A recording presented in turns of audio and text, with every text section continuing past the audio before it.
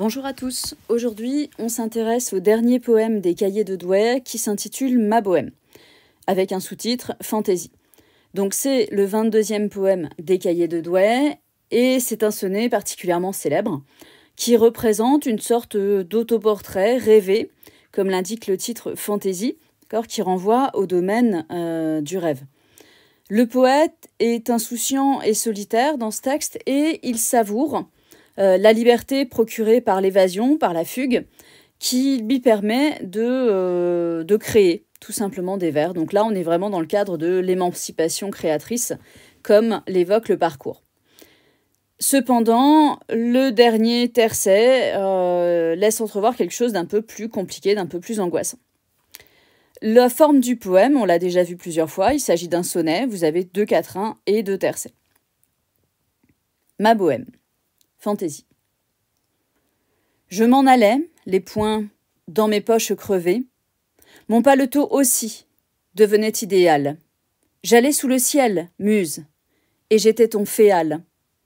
Oh là là, que d'amour splendide j'ai rêvé. Mon unique culotte avait un large trou. Petit poussé rêveur, j'égrenais dans ma course des rimes. Mon auberge était à la grande ours. Mes étoiles au ciel avaient un doux froufrou, et je les écoutais, assis au bord des routes, ces bons soirs de septembre, où je sentais des gouttes de rosée à mon front comme un vin de vigueur.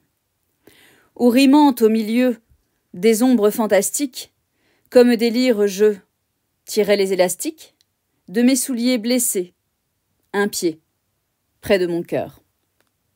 Alors, ce poème renvoie d'abord à une forme d'errance, à la réalité de la fugue.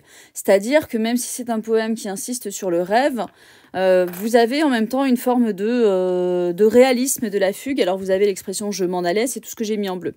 Les poches crevées qui renvoient à l'usure des vêtements du poète. Mon unique culotte avait un large trou, encore une fois l'usure, et puis le fait qu'il voyage particulièrement léger.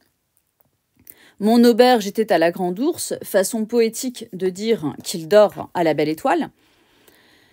Je sentais des gouttes de rosée, encore une fois, il est dehors, et mes souliers blessés, renvoyant encore éventuellement aux pieds du poète qui peuvent être blessés, et aussi aux souliers qui s'usent avec la route.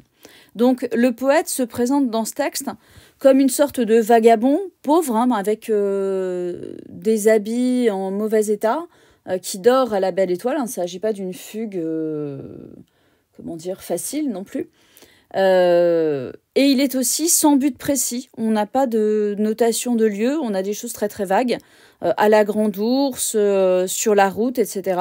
C'est un peu ce vagabondage sans but dont parleront d'autres textes éventuellement littéraires. Vous avez donc cette importance dans cette fugue. C'est une fugue rêvée, ma bohème.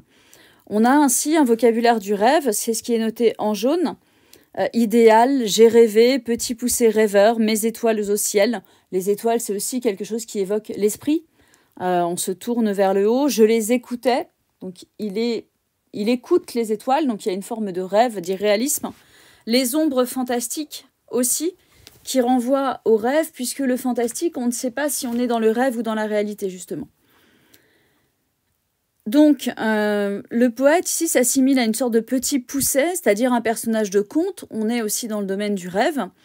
Mais sa fugue est comme le petit pousset, comme les voyages des contes, une fugue initiatique, mais il ne sème pas des cailloux comme le petit pousset, lui va semer des rimes. Et finalement, son voyage initiatique va lui permettre, en quelque sorte, de devenir un poète. Alors, d'où l'importance dans le texte des éléments qui renvoient à la littérature. Alors, idéal, on peut le mettre dans le rêve, mais aussi dans la littérature, puisque le domaine des idées, c'est le domaine des idées, des mots. Muse, évidemment, qui renvoie à l'inspiration poétique. J'ai rêvé, encore une fois, c'est le rêve, mais c'est aussi le rêve littéraire. Je les écoutais pour montrer que les étoiles inspirent littéralement le poète. Inspirer, ça veut dire souffler à l'oreille du poète, lui parler. Rimant, la lyre, qui évidemment est l'instrument de prédilection du poète, puisque la lyre c'est l'instrument d'Orphée, le poète par excellence, et le pied encore, qui renvoie au pied de la métrique, d'accord, puisqu'on compte les pieds dans la poésie, et particulièrement dans la poésie en langue ancienne. Alors, la fugue, finalement, permet de favoriser l'inspiration poétique. On voit que, à travers son voyage initiatique, le poète transforme tout ce qu'il a sous les yeux. Son paletot, c'est-à-dire son manteau, devient idéal, c'est-à-dire que de sa réalité, il fait quelque chose d'idéal, quelque chose de rêvé. Que d'amour splendide j'ai rêvé.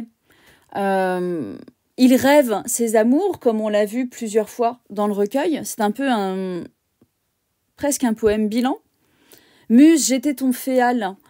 Cette fugue lui permet de se soumettre complètement à son inspiration. Il se décrit lui-même comme un rêveur. Il prend le temps d'écouter les étoiles, donc en quelque sorte, en se détachant du monde et de ses contraintes, il prend le temps de se renfermer sur lui-même et d'écouter son inspiration poétique.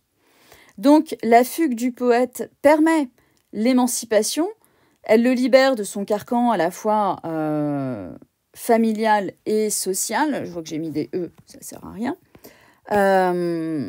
Donc libération du carcan familial et social.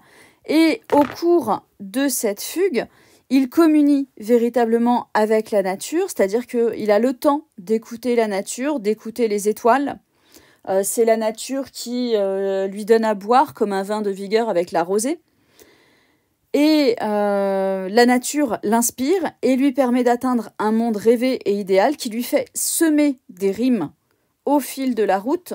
Donc on est bien dans le cadre d'une émancipation créatrice parce que finalement, eh bien, la bohème, c'est l'émancipation créatrice. Ça désignait aussi un mouvement littéraire à l'époque de Rimbaud, en cette fin du XIXe siècle. La bohème renvoyait à tous ces poètes qui peuvent se transformer par la suite en poètes maudits, qui vivaient dans une sorte de marge de la société, qui vivaient de leur art sans se préoccuper de ce qu'attendait d'eux la société. Donc ma bohème, ici, c'est vivre en marge de la société, comme le faisait un certain nombre de poètes à la fin du XIXe siècle.